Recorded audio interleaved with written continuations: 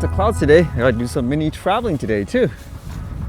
And what did I read today? How about this one? Apparently there's this drone basically floating around nuclear sites, and that's causing concerns. This one says mystery drones above new NATO member Sweden spark security fears amid alliance membership. As it says here, Sweden authorities escalated an investigation Saturday into suspected drone activity at nuclear power plants and several locations, including the Malmo airport, according to the local broadcaster SVT.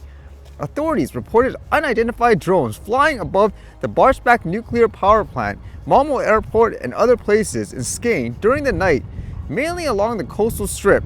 SVT cited police while noting the Swedish armed forces are also aware of the flights. We know that there have been flights, but there is a police matter as drones so far have not been seen flying over any military sites, hence this falls under civilian protection. Swedish Armed Forces spokesperson Marie Disaster told SVT Nyheter. That's kind of an interesting, I guess, saying there. Is that kind of that example where sometimes law enforcement, they say they need more rules so they could deal with any drones that they see, for example?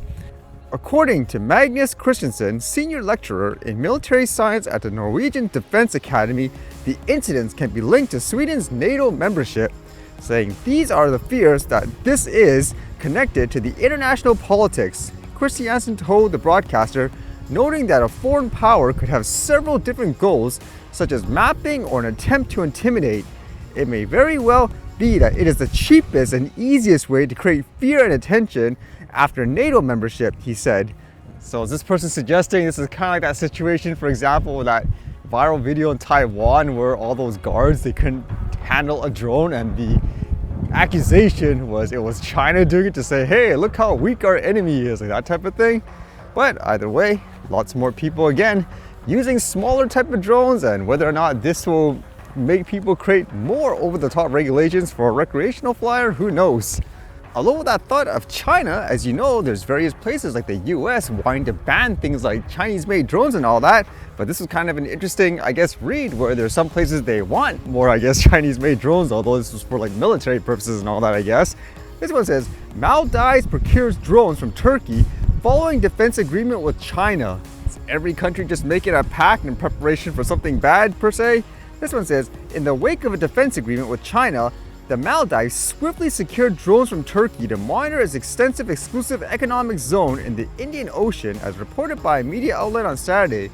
The Maldivian government is anticipated to initiate drone operations within the coming week, although precise figures regarding the number of drones remain elusive, with no official confirmation from the Ministry of Defense of Foreign Ministry, according to the report.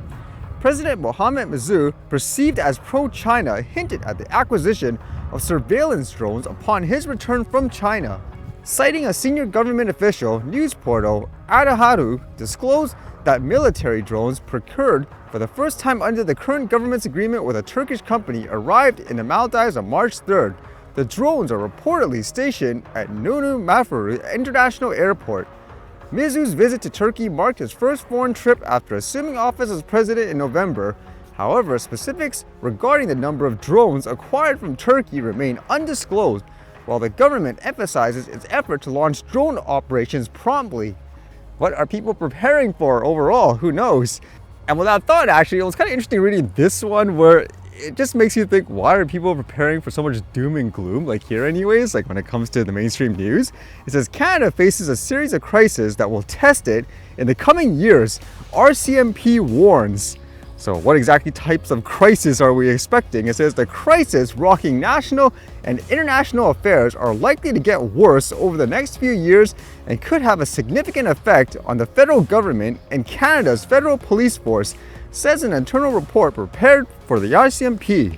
The global community has experienced a series of crises with COVID-19, supply chain issues, and the Russian invasion of Ukraine, all sending shockwaves throughout the world, says a report entitled The Whole Government 5-Year Trends for Canada.